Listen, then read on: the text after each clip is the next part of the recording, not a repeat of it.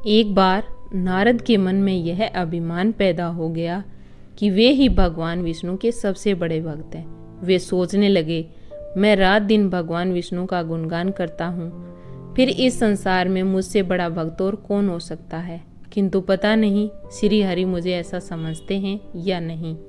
यह विचार कर नारद भगवान विष्णु के पास पहुँचे। विष्णु जी बोले, आओ नारद, कहो कैसे आना हुआ। नारद बोले, भगवान मैं आपसे एक बात पूछने आया हूँ। भगवान विष्णु बोले, मैं तुम्हारे मन की बात जानता हूँ नारद, फिर भी कहो। नारद ने कहा, हे देव, मैं जीवन भर आपका गुणगान करता रहा हूँ। हर पल हर क्षण मुझे बस आपका ही ध्यान रहता है। आप मुझे यह बताइए कि क्या मुझसे भी बड़ा आपका कोई अन्य भक्त है इस संसार में। भगवान विष्णु समझ गए कि नारद को अपनी भक्ति पर अभिमान पैदा हो गया है, किंतु अपने मन ही मन छुपाकर वे बोले, इस सवाल के जवाब के लिए तो तुम्हें मेरे साथ मृत्युलोक चलना पड़ेगा। नारद बोले, ठीक है भगवान, मैं मृत्युलोक चलने के लिए तैयार हूँ। भगवान विष्णु नारद को लेकर मृत्युलोक चल पड़े। धरती पर पहुंचकर दोनों ने किसान का भेष धारण किया और एक गांव के पास बनी एक झोंपड़ी की ओर चल पड़े। विष्णु जी बोले, नारद, मेरा एक बहुत बड़ा भक्त यहाँ इस कुटिया में रहता है। क्या मुझसे भी बढ़कर भी किसी की भक्ति हो सकती है? नारद ने पूछा। क्या वह भी मेरी तरह आपका ध्यान लगाए रहता है? आओ स्वयं ही जान लोगे, विष्णु जी ने कहा और उस कुटिया की ओर बढ़ गए। किसान उस समय कुटिया के बाहर अपनी गाय को बांध रहा था और वह हरि हरि गोविंद का जाप कर रहा था। किसान भेष धारण विष्णु जी उनके निकट गए तो किसान ने उनका स्वागत किया और पूछा, आप कहाँ से आए हैं? मेरे लिए कोई सेवा हो तो निसंकोच बताइए। भगवान विष्णु ने कहा, हम नगर जा रहे हैं, पर अंधेरा गिरने लगा है। वन में जंगली पशुओं का डर है, इसलिए रात भर रुकना चाहते हैं। किसान ने खुशी से कहा, मेरी कुटिया में आपका स्वागत है और जो रूखा सूखा घर में है आपके लिए हाजिर है। भगवान ने मुझे आप लोगों की सेवा करने का अवसर दिया है, बड़ी कृपा हुई उनकी। बाहर एक खटिया पर दोनों को बिठाकर किसान अंदर गया और अपनी पत्नी से कहा, दो अतिथि आए हैं। किसान की पत्नी उस समय अपने बच्चों को भोजन परोस रही थी और आटे का बर्तन देखती हुई बोली, घर में इतना सा ही आटा है और ये बच्चे और भोजन मांग रहे हैं। किसान बोला, कोई बात नहीं, हम अतिथियों को भरपेट भोजन कराएंगे। तुम बच्चों को आज कांजी बनाकर पिला देना।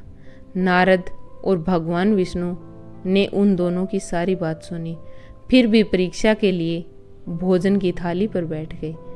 जब दोनों भरपेट भोजन कर चुके थे तो नारद सोचने लगे, यह सीधा साधा गृहस्थ भगवान का सबसे बड़ा भक्त कैसे हो सकता है। उधर श्री हरि ने किसान से और भोजन लाने की फरमाइश कर दी। बोले, मेरा पेट अभी नहीं भरा, क्या और भोजन मिलेगा? किसान रसोई घर में गया और जाकर पत्नी से पूछा, कुछ और भोजन बचा है क्या? पत्नी बोली, बच्चों के लिए कांजी बनाई है, बस वही शेष है। विष्णु और नारद वह भी पी गए। किसान और उसके परिवार को भूखे ही सोना पड़ा। किसान ने बच्चों के सर पर हाथ फेरते हुए कहा, अतिथि को भोजन कराना स्वयं भगवान विष्णु को भोग लगाने के समान है बेटा। बाहर भगवान विष्णु ने कहा, तुमने सुना नारद, किसान और उसके परिवार को भोजन नहीं मिला, फिर भी वह मेरे गुण गा रहे हैं। नारद ने कहा, यह तो कुछ भी नहीं है, मैंने तो कई दिनों तक भूखे रहकर आपका स्मरण किया है। अगले दिन सुबह उन्होंने देखा किसान भगवान विष्णु की मूर्ति के सामने कह रहा था, गोविंद हरि हरि, तुम सदा मेरे मन में बसे रहो, बस मुझे कुछ और नहीं चाहिए।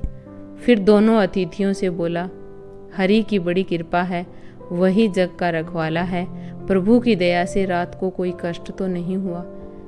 जब तक आपका जी चाहे तब तक आप दोनों यहाँ रहें, मैं खेत पर जा रहा हूँ। किसान बेसदारी श्री हरि बोले, हम भी तुम्हारे साथ चलेंगे, यदि तुम्हें कोई आपत्ति न हो तो।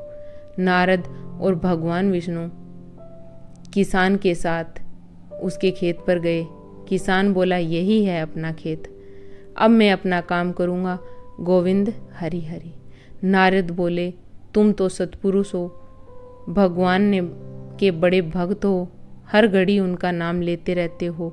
किसान बोला, अरे कहाँ, काम से जब भी थोड़ा बहुत समय मिलता है तभी उनका नाम लेता हूँ। नारद ने पूछा, कब कब मिलता है समय? किसान बोला, सुबह उठता हूँ तब, रात को सोता हूँ तब, और दिन में जब भी काम से समय मिल जाए। ओ समझा। नारद ने कहा। दोनों जब किसान से विदा लेकर चले तो नारद ने कहा, आपने सुना भगवान, वह सुबह शाम 2 बार ही आपका स्मरण करता है, जबकि मैं हर समय ध्यान करता हूँ, फिर भी आप उसे महान भक्त बताते हैं। नारद की बात सुनकर विष्णु जी चुप रहे, किंतु मन ही मन उन्होंने कहा, कारण भी जान जाओगे नारद। विष्णु ने एक कलश को तेल में लबालब भरकर नारद को दे दिया और बोले, नारद, इसे अपने सिर पर रखकर बिना हाथ लगाए सामने वाली पहाड़ी तक ले चलो। ध्यान रहे इस कलश में रखे तेल की एक बूंद भी जमीन पर गिरने न पाए। नारद बोले, यह कार्य आसान है। यह कहकर नारद ने कलश सिर पर रख लिया और पहाड़ी की ओर चल दिए। नारद पहाड़ी तक गए और लौट आए। भगवान विष्णु बोले, लौट आए नारद, ठीक है, अब यह बताओ कि इतनी दूर जाने और आने में तुमने कितनी बार मेरा स्मरण किया? नारद बोले, एक बार भी नहीं भगवान, करता भी कैसे, मेरा सारा ध्यान तो तेल और कलश की तरफ लगा हुआ था। विष्णु जी बोले, अब तुम ही सोचो, वह किसान दिन भर कठिन परिश्रम करता है, फिर भी 2-4 बार मेरा स्मरण जरूर करता है, और तुम एक बार भी मेरा स्मरण नहीं कर पाए। विष्णु जी की बात सुनकर नारद की आंखें खुल गई। वह श्री हरि के चरणों में गिरकर बोले, मान गया प्रभु, जो संसार के झंझटों में रहकर भी आपका स्मरण करते हैं वे ही सबसे बड़े भक्त कहलाते हैं। धन्यवाद। Please like, share and subscribe ज़रूर करें।